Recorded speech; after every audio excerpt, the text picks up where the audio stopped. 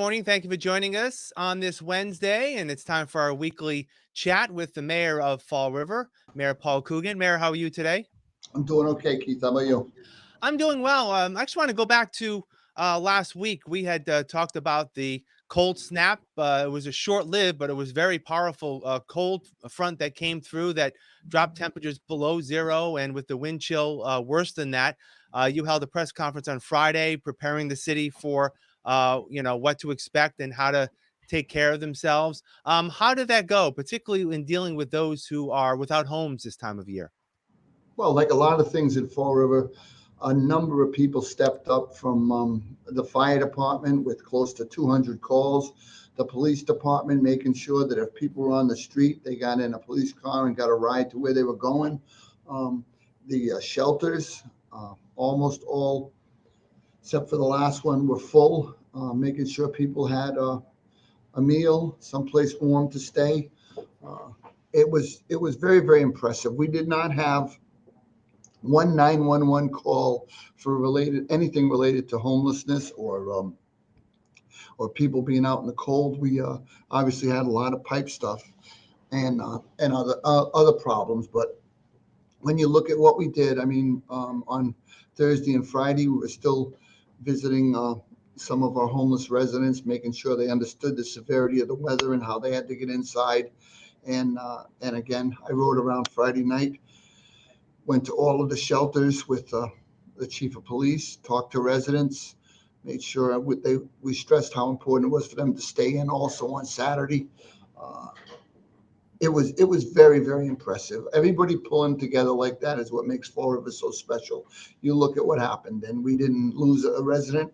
I was reading about a woman in Boston this morning that froze to death on a bench, and thank God it could have been us, but we were very fortunate that with the full court press we put on, we did very well, and I'm very, very proud of the city.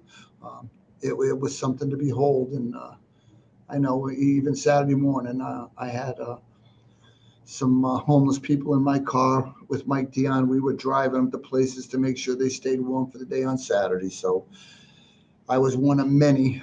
You can put me number 12 or 15 because our outreach team was out there, transported 30 people, and they were all working hard to make sure people were safe and warm and answering the call like the fire department did on pipes all day. It was breathtaking, but it was the kind of thing that makes Florida special. Yeah. And, obviously it doesn't take away from the bigger problem in terms of the long-term impact of homelessness in Fall River. I know I spoke to Nikki Fontaine, who's, a big part of that effort for the city.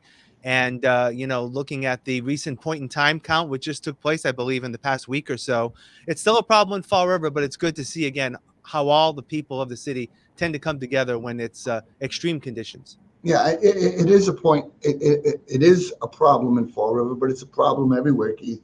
And with the efforts we put in, with the additional shelter space, with the FAST team, which is out meeting them where they live.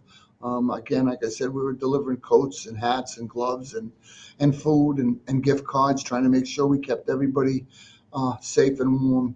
It's a big problem, but we're working on it, and people have to understand that in the population there are a number of people that have such mental health issues, such drug issues, that it isn't a conversation. It's not slap them on the back and get in there, you're all set. It doesn't work that way. These are severe problems that have manifested themselves in a decade, 2 decades for some of these people. We were with a guy the other day that had been on the street 12 years. I mean, these are long-term issues that are going to take some real grinding work to get through it, and we're going to keep pecking away at it. Yeah. I want to follow up now. Last week, I wanted to follow up on one of the projects that had been ongoing for a while and sort of hit a snag recently. The Bank Street Armory. There was an individual from New Hampshire that had been interested in that property to turn it into an event center. Unfortunately, that fell through. I understand the city is looking for proposals again, anew for that property. What can you give us in terms of an update? Yeah, we had working with Matt Thomas, we wrote an RFP for that property. We want to hear what people have to say about what they would like to do with it.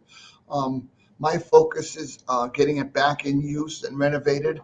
I'm not married to any proposal. I did have a favorite going forward when we started, but that kind of fell apart.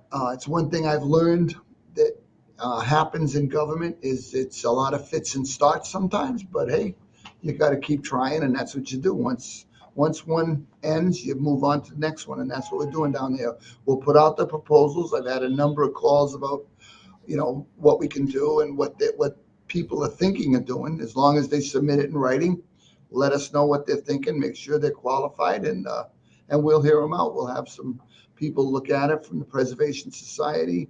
Maybe we'll put a city councilor on there, and let's sit down and see what we get for an idea. Yeah. Is this through the redevelopment authority, and is there a deadline? Do you know if there's a deadline on the Oh, it's through the RFP? city. It's through the city. Yeah, Okay. I think there is a deadline, but it's in the proposal. I don't know what it is. Okay. All right. Middle of March, maybe. I'm not sure. Okay. All right. Well, people can just call your office for more Yeah, information on yeah. that. It's Another project that online. yeah, another It's project that online. Go ahead, Keith. now I was going to say another project that we've touched upon in the past is the revitalization of the Pleasant Street and the Flint Neighborhood Association. I know that plans are in the works for sort of like a master plan for that area. Where do we sit there? I have the master plan on my desk. There's a couple of pages in it that I'm not keen on that I'm going to ask them to change. I'll work with the committee that's and the company we hired to write the urban renewal plan for the Flint. But again, that's a series of conversations that go on and on and on. Different people step up and they want to do something, then they kind of back up a little bit, and then someone else steps up. But with that being said, people have to know that Pleasant Street's a valuable piece of property all up and down Pleasant Street. There's a lot of potential there. You look at the piece at the corner of Eastern Avenue in Pleasant. That gentleman bought that piece of property in I think 2016 for $460,000. He sold it last week for 1.4 million. So there are potential investment opportunities on Pleasant Street, and we just have to get people to step into it and see what they want to do. I know there's some ideas floating around with a couple of people that are already on Pleasant Street, but we have to get some work going down there. Again, it's fits and starts, but we're not going to back off on this at all. We got to get Pleasant Street back into the mix as a vibrant section of the city where people can shop, get a bite to eat, and live. It's going to take some work. This is not snap your fingers, but every marathon starts with a step. So let's get going. Yeah.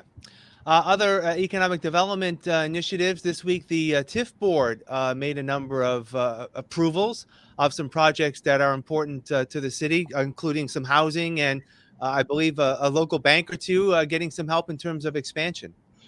Bank 5 is one of the last, I think it's the last Florida bank that's headquartered in the city, and they're willing to put some money on. I think it's like 12 or $20 million into their headquarters, create some jobs, and go forward with there. The other two were the Lincoln School, which has a long history in the city. I think we've got that back on the beam, and there's going to be some 24 apartments in there that it's going to be fully renovated. It will be very nice. That's another dormant piece of property that's been sitting for a long time, and the city is getting a ton of money compared to what we sold it for originally. The last piece is the old charter school across from South Park, which is going to become the administrative offices for St. Anne's Hospital. Anybody that knows the great work that goes on at St. Anne's Hospital knows that they are packed to the rafters with patients and people. They're going to take all their administrative offices and centralize them in the old Atlantis Charter School right on the side of the church, renovate the whole building, build some parking back there, and then open up the main hospital, which is there now for more patient care, whether it's operating rooms, patient rooms. It's, again, another big project in the city of Fall River, which includes one of our main employment areas, the medical field. It's a win-win. We'll get an old building renovated that's been vacant for a few years. We'll get an expansion of a hospital, hopefully more jobs, more construction work, and that's how you keep an economy rolling. Yeah. All right, all good stuff this week. Mayor Paul Coogan, as always, thank you for your time. We'll talk again soon. Okay, Keith, thank you. All right, and thank you for joining us as always here on FRC Media. Have a great week.